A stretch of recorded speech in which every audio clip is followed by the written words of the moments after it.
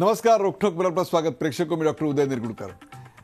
दिल्लीतल्या जवाहरलाल नेहरू विद्यापीठातल्या राड्याच्या जखमा अजून भरलेल्या नाहीत. त्या जखमांवर खपली सुद्धा धरलेली नाही आणि 22 नोव्हेंबरला पुन्हा एकदा त्याला वादाचं नख लागलं. देशद्रोहाचे आरोप असलेल्या उमर खालिद आणि शहला रशीद यांना दिल्लीच्या रामजस कॉलेजमध्ये भाषणासाठी बोलवण्यात आलं होतं. अर्थात त्यावरून ठिणगी पेटली. उजव्या विचारसरणीच्या अखिल भारतीय विद्यार्थी परिषद विरुद्ध डाव्या विचारसरणीची AISA यांच्यात जोरदार हाणामारी झाली. या वाराचे पडसाद देशभरातल्या विविध विद्यापीठांमध्ये उमटले. पुणे विद्यापीठात ABVP विरुद्ध SFI यांच्यात तर हिंसाचार उसळला. एकीकडे हा वाद पेटला तर दुसरीकडे लक्ष वेधून घेतलं ते गुरमेहर कौर या विद्यार्थिनीनं. गुरमेहर कौर म्हणजे अतिरेकी हल्ल्यात शहीद झालेले कॅप्टन मनदीप सिंग यांची लेडी श्रीराम कॉलेजमध्ये शिकणारी मुलगी.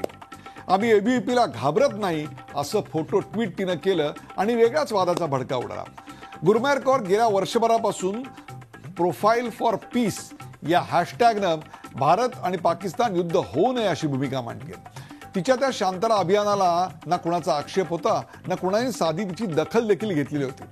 पण हॅशटॅग सेव्ह DU कॅम्पेन म्हणजेच दिल्ली युनिव्हर्सिटी कॅम्पेनमध्ये गुरमेहर कौर सहभागी झाली आणि तिच्यावर हल्लाबोल सुरू झाला. युद्धविरोधी भूमिका घेणाऱ्या गुरमेहरच्या ट्विटवरून नव्या वादाला तोंड फुटलं.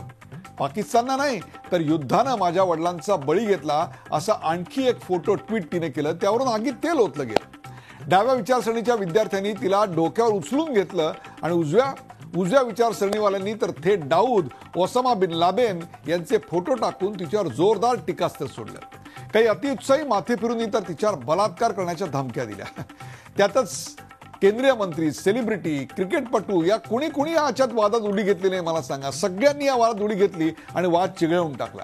केवळ ट्विट केलं म्हणून या शहीद जवानाच्या कन्येला देशद्रोही ठरवणं कितपत योग्य आहे? देशद्रोहाच्या कोणत्या व्याख्येत गुरमोहर बसते मला सांगा? एखाद्याला देशद्रोही ठरवण्याचा अधिकार कोणाला दिला? देशप्रेम आणि देशद्रोह मोजायची नेमकी फुटपट्टी तरी कोणती? आणि एकमेकाच्या देशभक्तीची उंची आणि खोली मोजण्याची ही जी चढाओढ सुरू झाली आहे ती नेमकी कशासाठी? आणि दुसरीकडे अभिव्यक्ती स्वातंत्र्याचा अतिरेक होतोय का? अभिव्यक्ती स्वातंत्र्याच्या नेमक्या मर्यादा काय आहेत? देशाच्या विरोधात घोषणा देणं म्हणजे अभिव्यक्ती स्वातंत्र्य समजायचं का? इतरांच्या भावना दुखावणं, पायदळी तुडवणं म्हणजे अभिव्यक्ती स्वातंत्र्य समजायचं? गुरमेहर कौर सारख्या निष्पाप मुलीला कोण भडकवतंय का? एका 20 वर्षाच्या मुलीच्या ट्विटमुळे अख्ख्या 125 कोटी लोकांच्या देशाची एकात्मता धोक्यात येते. आणि शहीदाची मुलगी असा वारंवार उल्लेख करून राजकारण का बरं खेळलं जात आहे? चला यासारख्या असंख्य प्रश्नांचा वेध घेऊयात आजच्या खास रोखोक कार्यक्रमात. कोण देशप्रेमी, कोण देशद्रोही?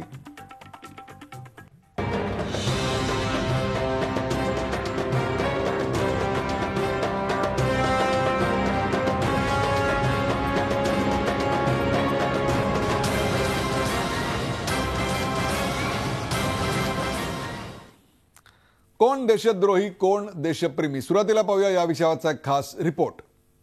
सलाम के साथ आपकी हर लड़ाई में भागीदारी के साथ हम लड़ेंगे, जीतेंगे, लड़ेंगे. दिल्लीचं जवाहरलाल नेहरू विद्यापीठ आणि राजधानीच्या रस्त्यांवर पुन्हा एकदा आझादीची नारेबाजी झाली. निमित्त होतं विद्यापीठाच्या विद्यार्थी संघटनेनं काढलेल्या मोर्चाचं. अतिरेकी हल्ल्यात शहीद झालेले कॅप्टन मनदीप सिंग यांची लेडी श्रीराम कॉलेजमध्ये शिकणारी कन्या गुरमेहर कौर हिच्या ट्विटमुळे नवा वाद निर्माण झालाय. मी दिल्ली विद्यापीठाची विद्यार्थिनी आहे, मी ABVPला घाबरत नाही असं ट्विट केल्यानंतर गुरमेहर चर्चेत आली. तिला कथितरित्या फेसबुक आणि ट्विटरवरून धमक्या देण्यात आल्या. त्याविरोधात आणि रामजस कॉलेजमध्ये झालेल्या तोडफोडीविरोधात डाव्या संघटनांनी आज दिल्लीत मोर्चा काढला. मात्र स्वतः गुरमेहर या मोर्चात सहभागी झालीच नाही. मात्र विद्यार्थ्यांनी मोर्चात सहभागी व्हावं असं आवाहन तिनं केलं. मात्र धमक्यांच्या तक्रारीबाबत गुरमेहरला आश्चर्यकारकरित्या काहीच माहिती नाहीये. I don't know about complaints, but yeah, I would like to request all the students in the entire country, whoever can make it, should come for the march. It's a silent, peaceful march asking for safe university campuses where physical assault doesn't happen and there are no rape threats being issued to girls. दुसरीकडे या मोर्चाला उत्तर म्हणून अभावीपणे जम्मू लखनौसह अनेक भागात निदर्शनं केली. गुरमेहरला धमक्यांची तक्रार करायची नसली तरी अभावीपणे तिच्या वतीनं तक्रार केली असून चौकशीची मागणी केली. हमने एबीवीपी की ओर से ये कंप्लेंट करी है दिल्ली पुलिस को, जिसमें हमने उनसे निवेदन किया है कि जिन भी लोगों ने रेप और डेथ का थ्रेट दिया हो गुरमेहर जी को, उनके खिलाफ तुरंत कार्रवाई की जाए. ये ब्लेम गेम नहीं होना चाहिए. हमारा कैरेक्टर असैसिनेशन नहीं किया जाना चाहिए. जब हम कह रहे हैं और लाइव टीवी पर कह रहे हैं हमारा कोई कार्यकर्ता इसमें नहीं है, अगर है तो लाइए, स्क्रीनशॉट दिखाइए, नाम लीजिए उनका. नाम लेने से क्यों डरते हैं आप? हे प्रकरण विद्यार्थ्यांपुरतंच मर्यादित न राहता त्याचं राष्ट्रीय पातळीवरती राजकारण होत आहे. केंद्रीय गृहराज्यमंत्री किरण रिजिजू यांनी डाव्या पक्षांना दोष दिलाय, तर काँग्रेसनं भाजप हे प्रकरण तापवत असल्याचा आरोप केला. लड़की के बारे में आप लोग क्यों इतना बात करते हैं? मैं तो ये कहता हूं कि लड़कियों को जो है ना, वो एक 20 साल की लड़की है, उसके बारे में ज्यादा बात करके उसको परेशानी मत करो. उनको अपना विचार रखने का अधिकार है, रखने दीजिए. जब कभी भी ऐसे चुनाव आते हैं, अब चुनाव में एक अपने तरफ एक माहौल बनाने के लिए और वोटों का पोलराइज करने के लिए हर एक के स्टेटमेंट को तोड़ मोड़ के लोगों के सामने पेश करते हैं, ताकि लोगों को ऐसा महसूस हो कि बीजेपी एक ही पार्टी, देशभक्त पार्टी है. दुसरीकडे गुरमेहरच्या एका फेसबुक पोस्टमुळे वाद रंगलेला असतानाच आपल्या वडिलांना पाकिस्ताननं नव्हे तर युद्धानं मारलं, या पोस्टमुळे ही वाद निर्माण झालाय.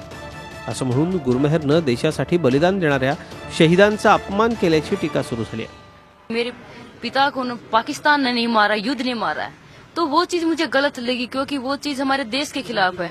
उन शहीदों के, जो लोग हमारे देश के लिए शहीद हो रहे हैं, उन शहीदों का अपमान है वो सब. जिस बेटी के पिता ने देश के लिए जान दी है, वो बेटी इस देश के बारे में ऐसा बोल रही है, तो उनके आत्मा को कहाँ शांति मिलेगी ये चीज सुन के. सोशल मीडिया हे दुधारी अस्त्र आहे. 2 वादग्रस्त पोस्ट टाकून शहीदाची ही कन्या जालंधरला आपल्या घरी गेली आहे.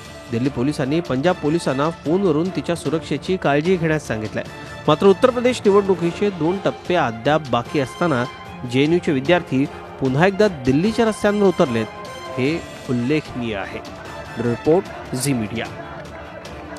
कोण देशप्रेमी कोण देशद्रोही या विषयावरचा हा अभ्यास करून सादर केलेला रिपोर्ट आपण पाहिलात आणि त्याची चर्चा करण्यासाठी आज आपण आमंत्रित केलं. आपल्या सोबत आहेत अखिल भारतीय विद्यार्थी परिषदेचे पुणे महामंत्री प्रदीप गावडे. प्रदीप गावडे, आपल्या या कार्यक्रमात स्वागत.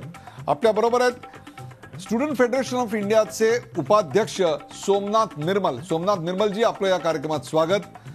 आपल्या बरोबर आहेत प्राध्यापक मिलिंद अवाड हे जवाहरलाल नेहरू विद्यापीठाचे प्राध्यापक आहेत. अवाड सर, आपलं या कार्यक्रमात स्वागत. आणि अरुण करमरकर, ज्येष्ठ पत्रकार अरुण करमरकर या कार्यक्रमात सहभागी होतात ठाण्याच्या आमच्या स्टुडिओमधून, त्यांचंही या कार्यक्रमात स्वागत. आपण सुरुवात करूया प्रदीप गावडे यांच्यापासून. प्रदीप गावडे, तुम्ही आता गुरमेहर कौरचं वक्तव्य ऐकलत. तिने मोर्चामध्ये सहभागी होण्याचं आवाहन केलं. तिने सांगितलं की हे मोर्चे शांततापूर्ण असतील, मूक असतील. सर्व विद्यापीठांचे कॅम्पस जे आहेत ते कॅम्पस सुरक्षित असले पाहिजेत याकरता असतील, जिकडे कोणत्याही मुलीला बलात्काराची धमकी मिळणार नाही असे असतील. यात आक्षेपार्ह काय आहे? देशद्रोहाच्या कुठल्या कलमात हे बसतं? तिचं वागणं तुम्हाला देशद्रोही का वाटतं? प्रदीप गावडे. उदयजी, तिचं कुठलंही वागणं आम्हाला विद्यार्थी परिषदेला देशद्रोही वाटत नाही. तिला तिचं व्यक्ती स्वातंत्र्य आहे आणि ती एका वीर जवानांची मुलगी आहे, त्याच्यामुळे आम्हाला तिच्याबद्दल खूप रिस्पेक्ट आहे. आम्ही कधीही म्हणलं नाही की तिचं हे वागणं देशद्रोहाचं आहे. तिने जे मत मांडले की पाकिस्तानने माझ्या वडिलांना नाही मारलं, माझ्या वडिलांना युद्धाने मारलं, किंवा आणखी जे काही तिने 1-2 मतं मांडली, त्याच्याशी आम्ही आमचं डिसॲग्रीमेंट ठेवतो. तो मत मांडणं तिचा अधिकार आहे, त्याचा डिसॲग्रीमेंट ठेवणं हा आमचा अधिकार आहे. त्याच्यामुळे आम्ही तिला कधीही देशद्रोही वगैरे असं कुठलंही म्हटलं नाही. आपल्याकडे जर काही पुरावा असेल तर तसं दाखवा. दुसरी गोष्ट, तिला ज्या पद्धतीने धमक्या देण्यात आल्या रेपच्या किंवा डेथच्या, या धमक्यांशी विद्यार्थी परिषदचा काही संबंध नाही. याच्यावर पहिली तक्रार ही विद्यार्थी परिषदेने केली की ज्याने कुणी तिला ह्या धमक्या दिलेल्या आहेत त्याच्यापर्यंत पोहोचलं पाहिजे, त्याच्यावर कारवाई झाली पाहिजे, त्याला शिक्षा झाली पाहिजे. आणि अत्यंत महत्त्वाची गोष्ट म्हणजे जे नाव पुढे येतंय, कालपासून सगळं काही आपल्यासमोर आलं आहे, ज्या व्यक्तीने तिला रेपची डेटची धमकी दिली त्या व्यक्तीचं नाव आहे देवोजित भट्टाचार्य आणि तो आयसाचा कार्यकर्ता आहे. हे सगळं मी आपल्यासमोर मांडलं आहे आत्ता. पण तरीही या सगळ्या प्रकरणाची मी आता एबीव्हीपीची काय भूमिका आहे ती आपल्या सर्वांसमोर मांडली. तरीही अननेसेसरी विद्यार्थी परिषदेला ब्लेम करण्यात येत आहे. विद्यार्थी परिषदेने कधीही म्हटलं नाही, मी ऑन रेकॉर्ड सांगतोय, आमचं असं बिलकुलही मत नाही आहे की ती देशद्रोही आहे किंवा तिचं जे व्यक्ती स्वतंत्रतेने मांडलं ते देशद्रोहाशी निगडित आहे. बिलकुल आमचं असं काही म्हणणं नाही आहे. आम्हाला त्याच्याबद्दल रिस्पेक्ट आहे.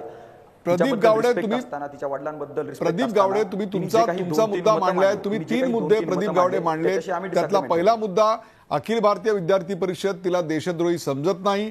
तुम्ही या संदर्भात तिच्यावर ज्या धमक्या आल्या त्याची कंप्लेंट तुम्ही नोंदवलेली आहेत आणि कुठल्याही प्रकारच्या ब्लेम गेममध्ये तुम्हाला रस नाही आणि तुमच्या संघटनेला मुद्दामून टार्गेट केलं जात आहे असं आपल्याला वाटतं. आपण या तिन्ही प्रश्नांची उत्तरं घेऊया सोमनाथ निर्मल यांच्याकडून. सोमनाथ निर्मल हे स्टुडंट फेडरेशन ऑफ इंडियाचे उपाध्यक्ष आहेत.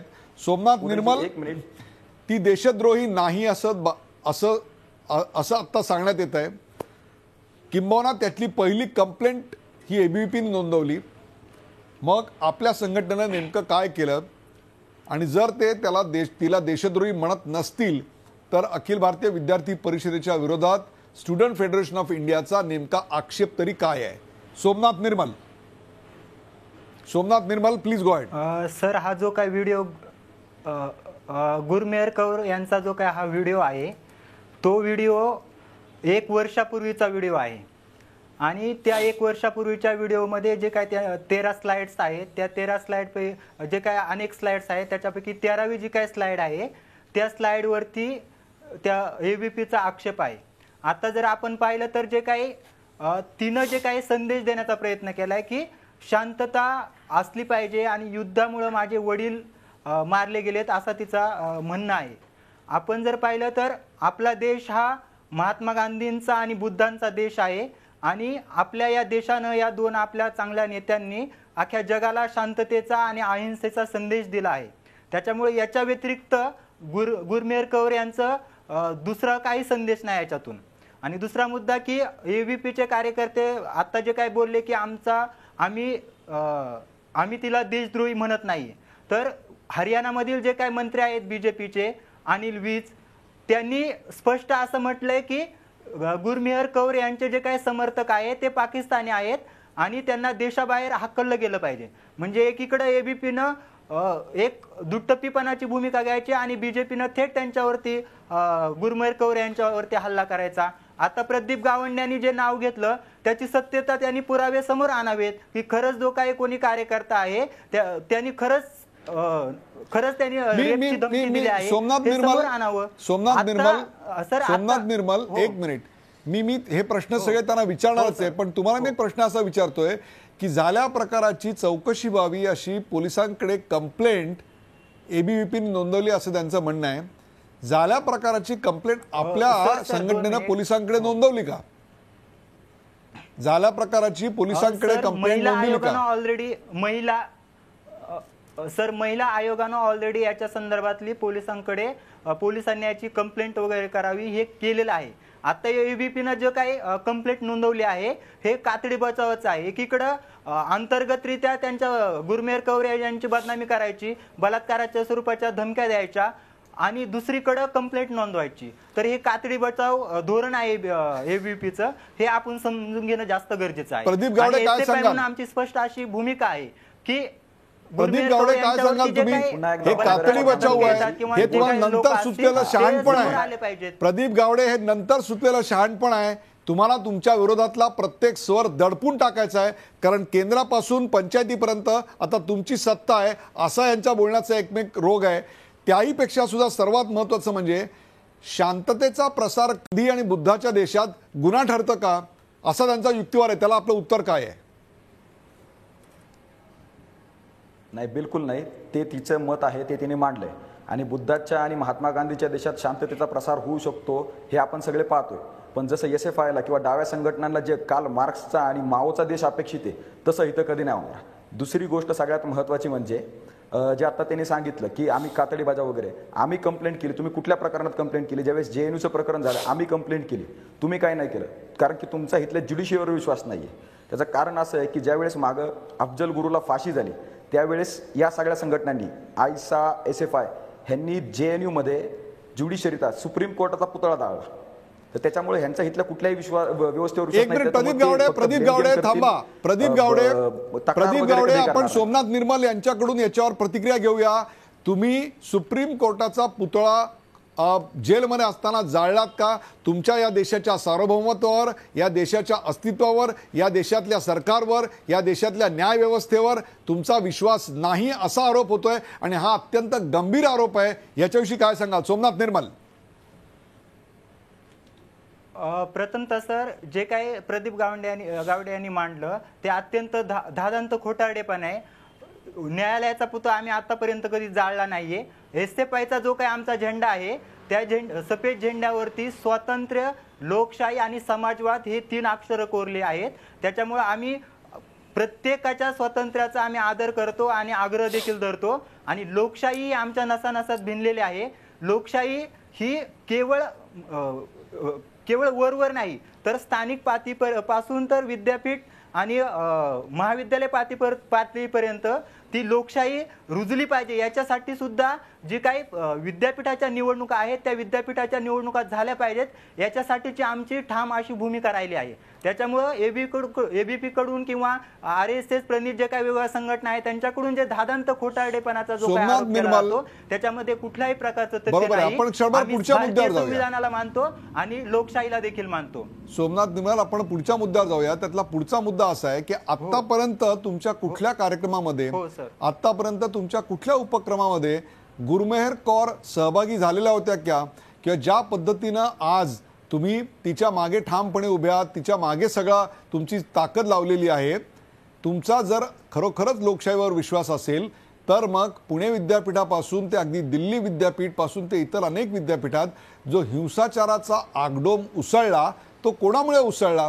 जर आपला लोकशाहीवर विश्वास असेल, जर आपला न्यायव्यवस्थेवर विश्वास असेल तर गुरमेहर कौरला ज्यांनी बलात्काराची धमकी दिली त्याचं नाव, पत्ता किंवा त्याचा ईमेल ॲड्रेस, त्याचा व्हॉट्सॲप नंबर यातला कुठला पुरावा आपण कोर्टासमोर सादर केला आतापर्यंत? या तिन्ही प्रश्नाची उत्तरं द्या. सर मागाशीच मी तुम्हाला सांगितलं की महिला आयोगाने याच्यावरती तक्रार नोंदवलेली आहे आणि त्याची चौकशी चालू आहे. तर ती चौकशी व्यवस्थितरित्या होईल आमची स्पष्ट अशी भूमिका आहे.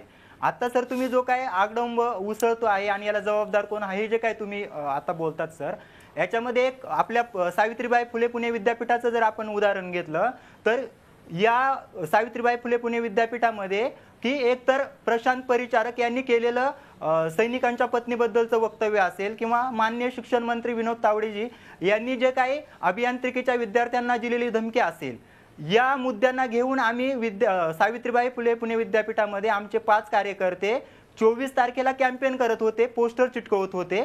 तर ते पोस्टर चिटकवत असताना अखिल भारतीय विद्यार्थी परिषदेच्या काही कार्यकर्त्यांनी आणि विद्यापीठाबाहेरून आणलेले काही गुंड सुद्धा त्याच्यामध्ये होते. म्हणजे 5 कार्यकर्ते आणि 25-30 कार्यकर्त्यांनी येऊन त्यांना डायरेक्ट मारहाण करायला सुरुवात केली, त्यांना जबर मारहाण केली.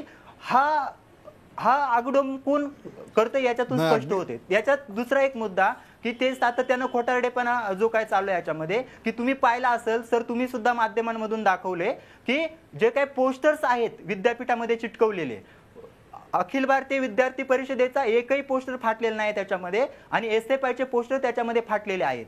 म्हणजे हे सुरुवात कोण करते हे आपण समजून घेणं जास्त गरजेचं आहे सर. आपण जाऊया अरुण करमरकर यांच्याकडे. अरुण करमरकर, एका 20 वर्षीय तरुणीनं केलेलं ट्विट, त्याच्यामुळे मी तुमच्याकडे येतोय नंतर. अरुण करमरकर, एका 20 वर्षीय तरुणीने केलेलं ट्विट, गुरमेहर कौरनी केलेलं ट्विट, यामुळे या देशाची एकात्मता धोक्यात आली असं जे बोललं जात आहे ते कितपत खरं आहे? याच्यात कितपत तथ्य असं वाटतं आपल्याला?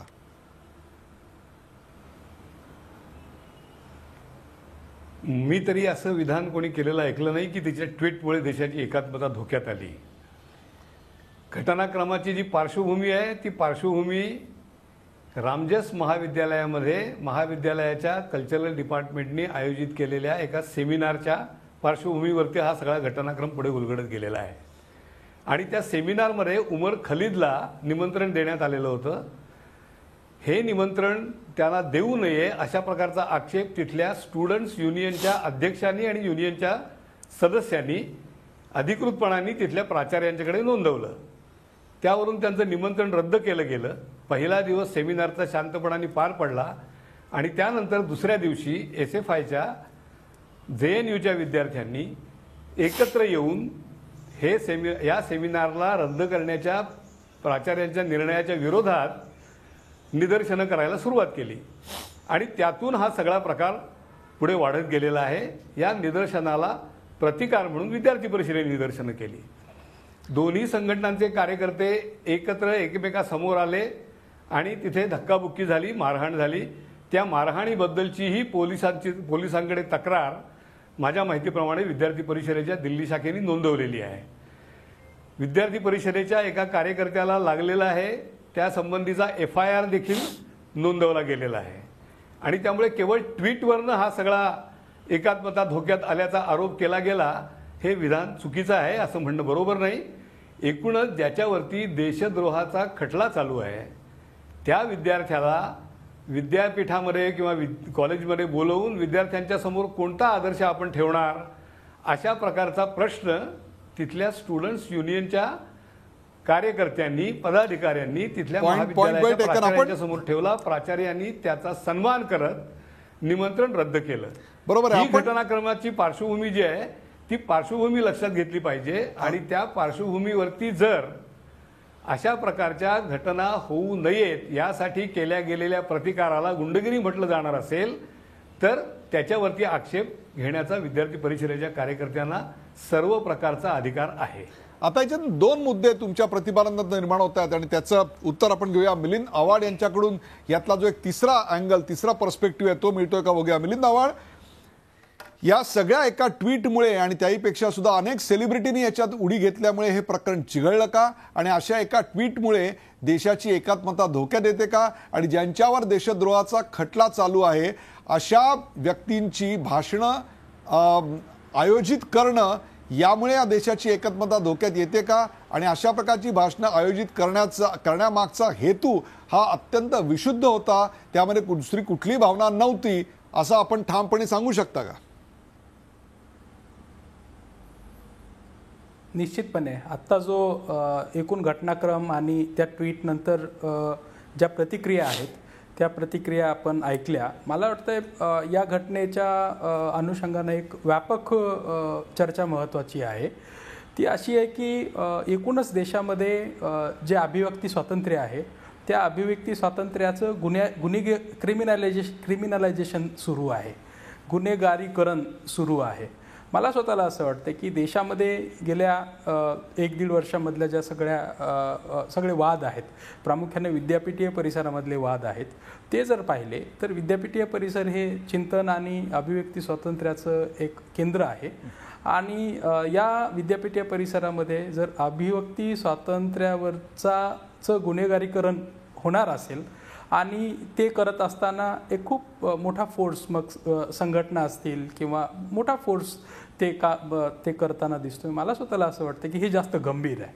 त्याच्यामुळे रामजसमध्ये सगळ्या टेलिव्हिजन आणि मीडियामध्ये पाहतोय आपण, रामजसमध्ये जो प्रकार झाला तो प्रकार हा या देशामध्ये म्हणजे JNUची वाद पाहिला आपण, रामजसचा गुरमीतचा वाद पाहिला, तिची जी एकूण सिरीज आहेत आणि तिचे जे काही 14-15 जवळपास 30-32 स्लाईड जे आहेत त्याच्यात ती मला स्वतःला असं वाटतं की दुसऱ्या महायुद्धामध्ये जगात सगळीकडेच युद्ध नको अशा स्वरूपाचा एक मेसेज गेला आणि भारतात हा खूप मोठा संदेश आहे की युद्ध नको, बुद्ध हवा असा.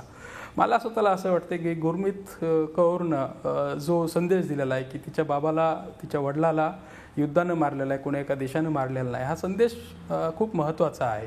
त्याचा एक खूप महत्त्वाचा संदर्भ आहे. त्याच्यामुळे देशातल्या विद्यापीठीय परिसरामध्ये जिथे कुठे चर्चा होऊ शकतात त्या चर्चा होऊ शकणाऱ्या शक्यतेचं केंद्र म्हणजे विद्यापीठ आहे. त्याच्यामुळे मला असं वाटतं की विद्यापीठात जर आता उल्लेख झाला की जी लोक JNUच्या कॉन्ट्रोवर्सीमध्ये वादात अडकली होती त्या लोकांना बोलू देणे हे कितपत योग्य आहे. मला स्वतःला असं वाटतं की आज कोर्टाचं एक वर्डिक्टही आलेलं आहे त्याच्यावरती आणि आपल्याकडे खूप इफिशियंट न्यायव्यवस्था आहे. ते त्यांचं कर्तव्य खूप चांगल्या पद्धतीनं पार पडत आहेत. त्यामुळे मला असं वाटतं की जी माणसं लोकशाही स्वातंत्र्याचा विचार घेऊन पुढे जात आहेत त्या माणसाला जिथे कुठे बोलणं शक्य असेल तिथे बोलण्याची मुभा दिली पाहिजे, तिथे त्यांच्या बोलण्याचं संवर्धन केलं पाहिजे. त्याच्यामुळं या सगळ्या वादातून एकच मुद्दा पुढे येताना दिसतो की या देशामध्ये अभिव्यक्ती स्वातंत्र्याचं खूप मोठ्या प्रमाणात गुन्हेगारीकरण सुरू आहे आणि भारतासारख्या देशामध्ये जिथे प्रचंड मोठ्या स्वरूपात इंटरसेक्शनॅलिटीज आहेत, प्रादेशिक वाद आहे, वेगवेगळ्या जाती आणि भाषिक वाद सुरू आहेत, अशा देशामध्ये जर आपण आपल्या डायव्हर्सिटीचं जर संवर्धन करू शकलो नाहीत किंवा आपण त्यांचा रिस्पेक्ट करू शकलो नाहीत तर पॉलिटिकल राजकीय परिस्थिती ही अजून गंभीर होण्याची शक्यता आहे. त्याच्यामुळे आपण सर्व लोकांना ब्रेकवर जाण्यापूर्वी तुम्हाला एक छोटासा प्रश्न आहे आणि तो प्रश्न असा आहे की ज्या मंडळींनी उमर खालिद आणि शहला रशीद यांची भाषणं ठेवलेली होती त्यांनी कधी या देशातल्या शहीद झालेल्या जवानांच्या कुटुंबियांच्या सन्मानार्थ कधी काही कार्यक्रम केले होते? कधी त्यांच्या बाजूने उभं राहिल्याचं आपल्याला दिसलं होतं? कधी त्याच्याकरता कॅम्पसवर मोर्चे काढले होते किंवा त्यांच्याकरता शांतता रॅली निघालेल्या होत्या? हनुमंतप्पा गेले, आमचे लोखंडे गेले, आमच्या पंढरपूरचा एक जवान परवा गेला, यांच्याकरता कधी रॅल्या निघाल्या होत्या का? फक्त त्यांना सापडले ते उमर खालिद आणि शाहिल रशीदच सापडले? मला स्वतःला असं वाटतं की ही सगळी उदाहरणं जी देत आहेत तुम्ही, हे सगळे उदाहरणं आणि त्यांच्या सर्व कर्तव्याला आपलं विनम्र अभिवादनच असलं पाहिजे. पण आपण म्हणताय त्या उदाहरणावरून हा तर्क पुढे येत नाही. तर्क असा आहे की जी माणसं विशिष्ट स्वरूपाच्या वादात आहेत त्या लोकांना बोलू द्यायचं का नाही, हा महत्त्वाचा मुद्दा आहे. त्यामुळे मला स्वतःला असं वाटतं की एखाद्याला बोलू न देणे, एखादा सिनेमा रिलीज न होऊ देणे, एखादं कार्टून न काढणे, एखादी कविता न म्हणू देणे किंवा एखाद्याच्या लिखाणावरती गदा आणणं, हे अभिव्यक्ती स्वातंत्र्याचे वेगवेगळे फॉर्म्स आहेत, वेगवेगळे माध्यम आहेत आणि या माध्यमांवरती वेगवेगळ्या पद्धतीने दबाव आणणे हे लोकशाहीच्या हिताचं नाही आणि व्यापक विषय हा आहे. मला स्वतःला असं वाटतं की या सगळ्या वादामध्ये आपण या पद्धतीनं त्याला बघण्याची गरज आहे. बरोबर आहे, परंतु या सगळ्या मागे जरी आपण म्हटलं की तर्क उभा राहत नाही तरी या सगळ्या मागचा म्हणजे त्याला विरोध करण्यामागचा आणि तशा प्रकारची भाषणं ठेवण्यामागचा, तशी प्रकारचं ट्विट करण्यामागचा आणि त्या ट्विटला विरोध करण्यामागचा, या दोन्ही प्रवृत्तींमागचा हेतू नेमका काय होता हे तपासून पाहिलं पाहिजे. तोच तपासून पाहिजे का ब्रेकनंतर कुठे जाऊ नका पाहत राहा. झी24 तास आपण पाहताय कोण देशप्रेमी कोण देशद्रोही.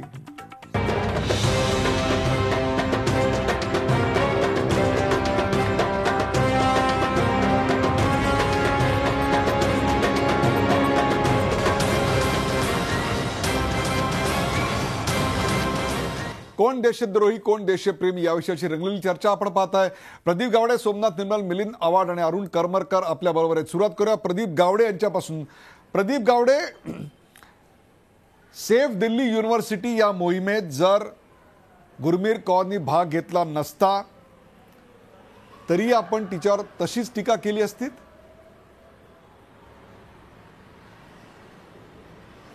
नाही, आम्ही तिच्यावर टीका कुठलीही केलेली नाही आहे उदयजी. पहिली गोष्ट, आम्ही फक्त असं म्हटलं युद्धाबद्दल वगैरे तिने जे काही मत मांडलं की तिने असं म्हटलं की पाकिस्तानने माझ्या वडिलांना मारलेलं नाही आहे, युद्धाने माझ्या वडिलांना मारलं, त्याच्याशी आम्ही डिसॲग्रीमेंट ठेवतोय. बाकी एक विद्यार्थी म्हणून तिने जे काही केलं वगैरे ते तिचं व्यक्ती स्वातंत्र्य आहे. मी मगापासून एक 2-3 गोष्टींवर बोलायचं मला, म्हणजे मी मागाशी सांगितलं की एक जे पहिलं मगाशी राजमसच्या प्रकरणात बोलण्यात आलं, राजमसच्या प्रकरणात करमरकर साहेबांनी अत्यंत योग्य पद्धतीने तो पूर्ण घटनाक्रम मांडला. फक्त एक गोष्ट मला त्यात सांगायची आहे की तिथल्या इलेक्टेड युनियननी विरोध केला त्याला. ती इलेक्टेड युनियन एबीव्हीपीची नव्हती. तिथला जो अध्यक्ष आहे तो इंडिपेंडंट निवडून आलता. त्यांनी ह्याला विरोध केला, त्यांनी तो कार्यक्रम बंद केला, तिथल्या विद्यार्थ्यांनी विरोध केला. त्याच्यामुळे आपली जी आजची चर्चा चाललेली आहे की देशभक्त कोण, तर ज्यावेळी उमर खालिद सारख्याला तिथं बोलवण्यात आलं आणि त्याच्यानंतर तो कार्यक्रम रद्द केल्यानंतर कश्मीर मागे आझादी, कश्मीर की आझादी तक, त्याच्यानंतर बत्सर मागे आझादी ह्या घोषणा दिल्या, त्याला प्रतिकार ज्या विद्यार्थ्यांनी तिथले केले ते खरे देशभक्त आहेत. दुसरी गोष्ट, जे पुणे युनिव्हर्सिटी बाबतीत बोलण्यात आलं, पुणे युनिव्हर्सिटीत काय झालं त्या बाबतीत, पुणे युनिव्हर्सिटीत काय झालं त्या दिवशी माझ्या मित्रांनी आत्ता सोमनाथनी त्या बाबतीत सांगितलं. पुणे विद्यापीठात त्या दिवशी दुपारी विद्यार्थी परिषदेने उमर खालिदचा निषेध केला. तो ज्यांच्या जिवारी लागला त्यांनी संध्याकाळी तिथले विद्यार्थी परिषदेचे पोस्टर्स पाडले, एबीव्हीपी मुर्दाबादचे पोस्टर्स लावले त्याच्यावर. आणि हिंसा कोण करतं तुम्ही तो व्हिडिओ नीट पहा. त्यात नासिर शेख हा जो SFIचा अध्यक्ष आहे तो पट्ट्याने मारताना त्याच्यात दिसतोय. आणि दुसरी गोष्ट हे खोटं आहे, ते त्या दिवशी परिचारकचा निषेध करत होते. मी ऑन द रेकॉर्ड सांगतो ते त्या दिवशी परिचारकचा निषेध करत नव्हते.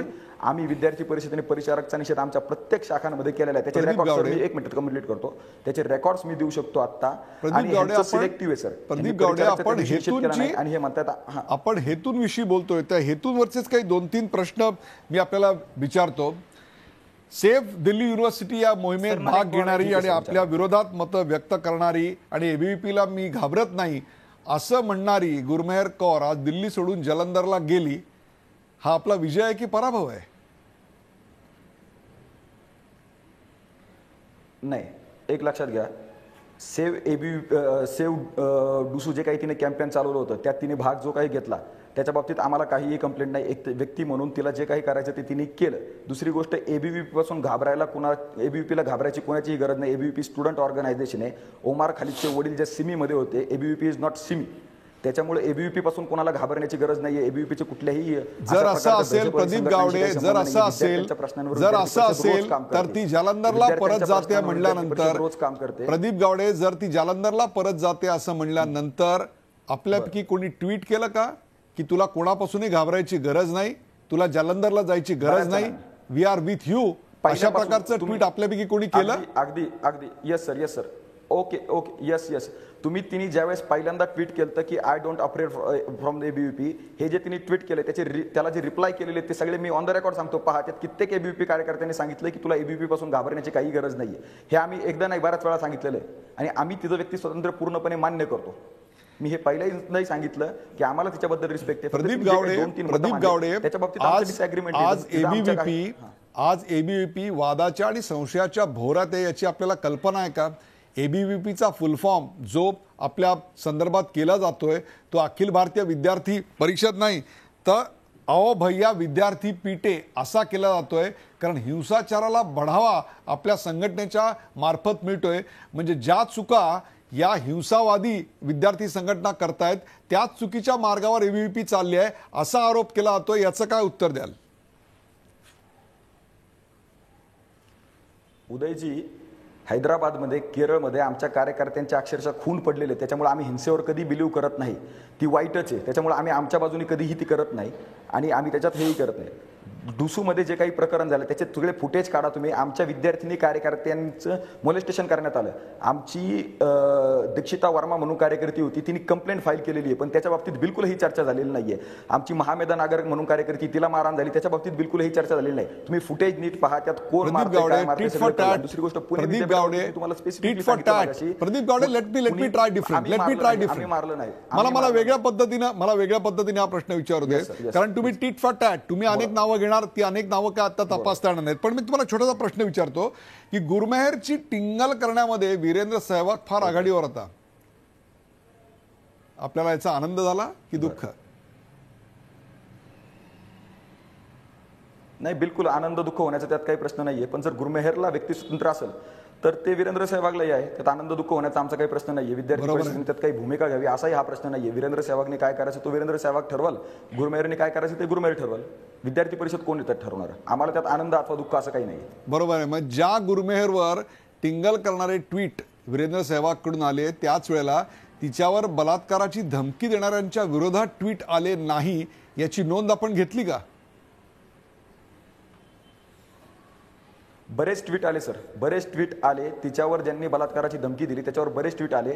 आमच्या कार्यकर्त्यांनी, मी तुम्हाला रेकॉर्ड देऊ शकतो, आमच्या कार्यकर्त्यांनी, कित्येक कार्यकर्त्यांनी त्याच्यावर ट्विट केलेले आहेत. आणि आम्ही फक्त ट्विट करून थांबलो नाही, कारण की आमचं काम काय फक्त ट्विट करणं हे नाहीये. आम्ही कंप्लेंट केली. ट्विट केल्याने तिला ज्यांनी धमकी दिली ते दोषीच्या ह्याच्यात जाणार नाहीये. ट्विट केल्यानंतर त्यांच्यावर कारवाई नाही होणार आहे. आम्ही कंप्लेंट केली, कारण की आम्हाला खऱ्या अर्थाने वाटतं की ज्यांनी कुणी धमकी दिलेली आहे, मी नाव सांगतो परत, देवजित भट्टाचार्य लोक, ज्यांनी कुणी धमकी दिली त्याला शासन झालं पाहिजे. 1-2 ट्विट करून तुम्ही मगाशी तुमची भूमिका मांडलेली आहे. आपण सोमनाथकडे जाऊया. आम्हाला त्याच्या लॉजिकल एंडला न्यायचंय. सोमनाथ, वारंवार गुरमेहर कौर ही एका शहीदाची मुलगी आहे, ही एका शहीदाची मुलगी आहे असं वारंवार का सांगितलं जात आहे? खरं तर कुठल्याही तरुणीवर बलात्काराचा अशा प्रकारची धमकी येणे हा सुद्धा गुन्हाच आहे, ही सुद्धा बाब गंभीर आहे. मग वारंवार ती शहीदाची मुलगी आहे याच्या मागे कोणाचं राजकारण आहे आणि त्याला आपण समर्थन देत आहे का? नाही सर, याच्यामध्ये एक मुद्दा मला मांडायचा आहे की पहिली गोष्ट म्हणजे की जो काय व्हिडिओ गुरमेहर कौर यांचा व्हायरल होते तो व्हिडिओ 1 वर्षापूर्वीच आहे आणि ABVPचं जे काय आक्षेप आहे त्याच्यातल्या एक मुद्द्याला मग एक लक्षात घ्या की 1 वर्षापूर्वीचा तो व्हिडिओ असताना आत्ता ज्यावेळेस गुरमेहर कौर म्हणते की मी ABVPला घाबरत नाही, सर्व देशातले विद्यार्थी माझ्या सोबत आहेत, असं ज्यावेळेस ती ABVPच्या विरोधातला स्टँड घेते त्यावेळेसच यांना तो उकरून काढतात का मग तो व्हिडिओ? याच्यातून स्पष्ट दिसतंय सर की केवळ ABVPच्या विरोधामध्ये गुरमेहर कौर बोलल्याच्या मुळेच ABVPनं त्यांचा तो व्हिडिओ उकरून काढला आणि त्यांना टार्गेट करून नाना तऱ्हेचा मानसिक त्रास त्यांना दिला जातोय. सर मगाशी तुम्ही एक मुद्दा मांडला की ते जालिंदरला गेल्यात.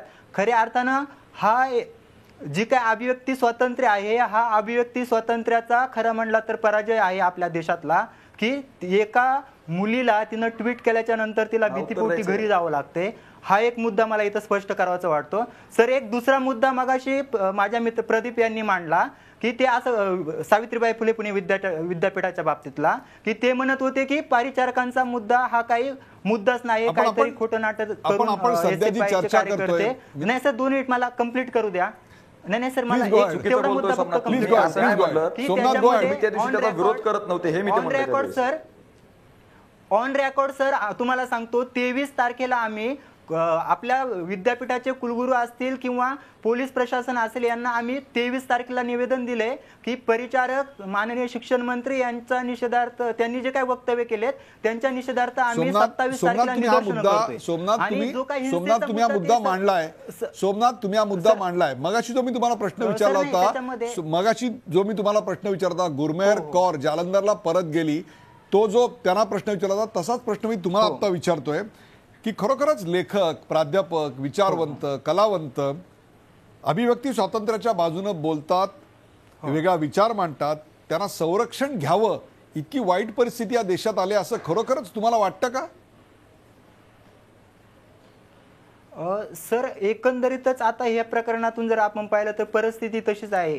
कारण की ज्यावेळेस विरोधी विचार मला जो विचार मान्य नाही किंवा माझ्या विचाराच्या विरोधी विचार ज्यावेळेस कोणी मांडायला लागते तो विचार मी मांडूच देणार नाही. त्यांना मग बलात्काराच्या धमक्या देऊ, आम्ही मानसिक त्रास देऊ, त्यांना वेगवेगळ्या प्रकारचा त्रास सहन करायला लावू, अशा स्वरूपाची जी काही भूमिका घेतली जाते किंवा आमच्या विरोधामध्ये जर कोणी पोस्टरबाजी केली, आमच्या विरोधामध्ये कोणी जर निदर्शनं केली, जर कोणी आंदोलनं केली तर ते आम्ही सहन करू शकणार नाही. हे जे काही एकूण BJP सत्तेवरती आल्याच्या नंतर हे जे काही एकूण राजकारण होते किंवा हे जे काही वातावरण तयार होते या वातावरणात निश्चितच आपल्याला पाहायला मिळते सर की अरुण करमरकर पक्ष सत्तेवर आल्यानंतर भीड चेपली गेले एक प्रकारे आणि अशा प्रकारच्या गोष्टी वाढल्या आहेत.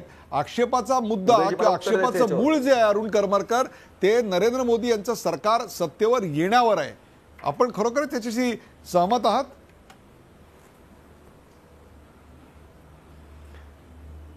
उदयजी तुमची परवानगी असेल तर मी एक गालिबचा शेर तुम्हाला ऐकवतो. जरूर. गालिब ने ऐसा म्हटलं है कि उम्र भर गालिब एक ही भूल करता रहा, धूल चेहरे पे थी आईना साफ करता रहा. अभिव्यक्ती स्वातंत्र्याच्या रुमालांनी स्वतःच्या तोंडावरचे हिंसाचाराच्या समर्थनाचे जे डाग आहेत, हिंसाचाराच्या गोंधळाच्या सगळ्या वातावरणातून आपला मुद्दा पुढे रेटण्याचा जो सगळा डाव चाललेला आहे तो पुसण्याचा प्रयत्न ही मंडळी करतायत असं मला वाटतं. चीनच्या आक्रमणापासून JNUच्या कॅम्पसमधल्या प्रकारापर्यंतच्या डाव्या पक्षांच्या सगळ्या इतिहासाकडे जर नजर टाकली तर अभिव्यक्ती स्वातंत्र्याचं गुन्हेगारीकरण कोण करतंय हे स्पष्ट होईल आणि ते स्पष्टपणाने समजून घेण्या इतकी आपल्या देशातली जनता सुज्ञ आहे. नरेंद्र मोदींचं सरकार या देशातल्या जनतेनी 100 पेक्षा जास्त टक्के बहुमताने निवडून आणलेलं आहे. 2 वर्ष आता झाली त्या समर्थनामध्ये कुठेही खंड पडलेला नाही हे वेळोवेळी दिसून आलेलं आहे. आणि आता उत्तर प्रदेशसारख्या महत्त्वाच्या राज्यामध्ये निवडणुका आहेत.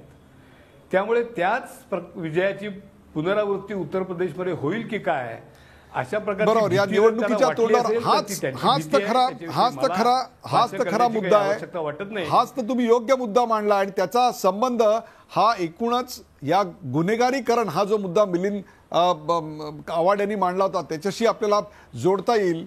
मिलिंद आव्हाड, एक प्रकारे आमची विद्यापीठं ही शिक्षणाची केंद्र किंवा शिक्षणाच्या प्रसाराची केंद्र बनण्याऐवजी राजकीय पक्षाच्या विचारसरणीच्या संघर्षाची केंद्र बनतायत, हिंसाचाराची केंद्र बनतायत.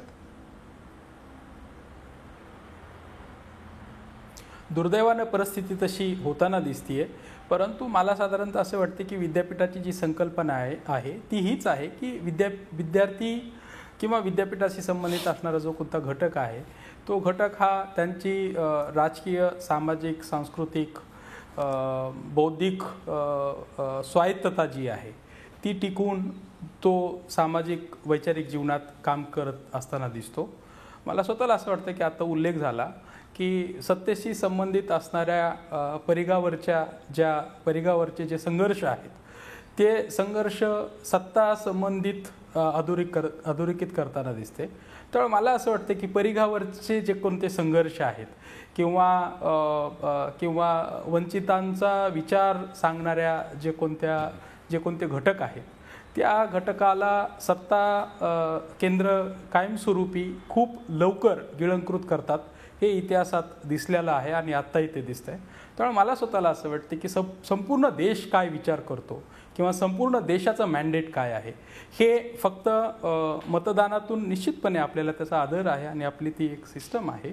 परंतु हेही खरं आहे की एकेकाळी बालविवाह ही या देशात बहुसंख्य लोकांची विचाराची पद्धत होती. एकेकाळी नरबळी हा बहुसंख्य लोकांचा विचार होता. परंतु तो विचार मोडण्यासाठी आपल्या सर्व लोकांना काम करावं लागलं. यालाच परिवर्तन किंवा समज प्रबोधनाची चळवळ म्हणतात. मला स्वतःला असं वाटतं तुमची मांडणी मिलिंदजी माझ्या लक्षात येते. मिलिंदजी तुमची मांडणी माझ्या बरोबर लक्षात येतं तुम्ही काय म्हणताय ते. एक शेवटचा प्रश्न, कार्यक्रमाच्या वेळेची मर्यादा लक्षात घेता अगदी थोडक्यात उत्तर द्या. ते म्हणजे घटनेनं दिलेलं अभिव्यक्ती स्वातंत्र्य, मग ते परिवर्तनासाठी असेल अथवा कुठल्या विचाराच्या विरोधातलं असेल, घटनेचं स्वातंत्र्य म्हणजे या देशाविरोधात बोलायचा अधिकार असा समज आमच्याकडे दृढ झालाय का? निश्चित. म्हणजे आता मला असं वाटतं की आपण सर्व कॉन्स्टिट्युशनल नॅशनलिझम मानणारी लोक आहोत आणि राज्यघटनेनं दिलेला राष्ट्रवाद हा आपल्या सर्वांना मान्य असला पाहिजे. त्याच्यामुळे कोणा एका सांस्कृतिक विचाराचा विचारप्रणीत संघटना किंवा त्यांचा कार्यक्रम न पुढे घेणारी लोक ही जर देशद्रोही होणार असतील, ही जर समाजद्रोही होणार असतील किंवा ही जर लोक बहिष्कृत होणार असतील तर ती सत्याची किंवा न्यायाला धरून नाही हेच मला वाटतंय म्हणावं लागेल आपल्याला. प्रेक्षक, कोण देशद्रोही आणि कोण देशप्रेमी या विषयावरची रंगलेली राजकीय चर्चा आपण पाहिलीत. गुरमेहर कौरनं घेतलेली भूमिका देशद्रोही आहे असं अखिल भारतीय विद्यार्थी परिषदेला अजिबात वाटत नाही. त्यांच्या व्यक्ती स्वातंत्र्याचा आम्ही सन्मान करतो. त्यांना बलात्काराची धमकी देणाऱ्यांवर गुन्हा दाखल व्हावा यासाठी सर्वप्रथम आम्हीच तक्रार केली होती असं अखिल भारतीय विद्यार्थी परिषदेचे पुणे महानगराचे मंत्री प्रदीप गावंडे यांनी आपल्याकडे सांगितलं. तर हे अभाविपचं कातडी बचाव धोरण आहे. गौतम बुद्ध आणि महात्मा गांधींच्या देशात शांततेचा संदेश देणं हे गुरमेहर काम करते आणि ते चूक कसं असू शकतं. तिच्या समर्थकांना पाकिस्तान प्रेमी म्हणून देशाबाहेर हाकलण्याची भाषा करणं हे भाजपा मंत्र्यांना शोभतं का असा मुद्दा एसएफआयचे पुणे उपाध्यक्ष सोमनाथ निर्मल यांनी मांडला. दिल्लीच्या रामजस महाविद्यालयात उमर खालिदला भाषणासाठी निमंत्रित केल्यानं हा सर्व वाद सुरू झाला. याकडे ज्येष्ठ पत्रकार अरुण करमरकर यांनी लक्ष वेधलं. गुरमेहरच्या एका ट्विटमुळे देशाची एकात्मता धोक्यात येईल असं वाटत नाही असंही त्यांनी सांगितलं. आपल्या देशात अभिव्यक्ती स्वातंत्र्याचं गुन्हेगारीकरण सुरू झालंय.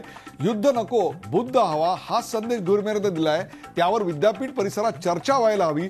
कुणाच्याही अभिव्यक्ती स्वातंत्र्यावर दबाव आणणं लोकशाहीच्या हिताचं नाही असे विचार मिलिंद आव्हाड यांनी मांडले. प्रेक्षको, गुरमेहर कौरचा फोटो ट्विट विविध विद्यापीठातल्या हिंसाचारांच्या घटना या चिंताजनक आहेत यात शंकाच नाही. या देशात काही जण देशभक्तीचे रखवालदार होऊ पाहत आहेत तर काही जण अभिव्यक्ती स्वातंत्र्याचे रखवालदार व्हायला बघतायत. आमच्या विचारसरणीच्या विरोधात भूमिका कुणी मांडली की त्याने देशद्रोह केला असा ठपका मारून अनेक जण मोकळे होत आहेत. तर आपल्या भूमिकेला कुणी विरोध केला की आमच्या अभिव्यक्ती स्वातंत्र्याची गळचेपी झाली अशी ओरड सुरू केली जाते. दुर्दैवानी बाब म्हणजे उजवे आणि डावे मिळून हे राजकारण खेळत आहेत. गुरमेहर सारख्या विद्यार्थिनीच्या आडून कोणत्या प्रकारचं राजकीय शरसंधान कोणत्या वेळेला चाललंय हे सगळं थांबवण्याची गरज आहे. सवाल ये नहीं कि शीशा टूटे या न टूटे, सवाल ये है कि पहला पत्थर किसने फेंका. ही भाषा सोडून पहला पत्थर किसने फेंका ये न सोचो अभी, टूटा हुआ शीशा जुड़ेगा कैसे यही सोचो अभी, हीच भूमिका सर्वात योग्य आहे. कोण देशप्रेमी आणि कोण देशद्रोही या चर्चेसाठी आमंत्रित केलेल्या सर्व वक्त्यांनी आज त्यांचे विचार मांडले त्याबद्दल धन्यवाद. ताज्या बातम्यांसाठी पाहत राहा झी 24 तास. रहा एक पाऊल पुढे.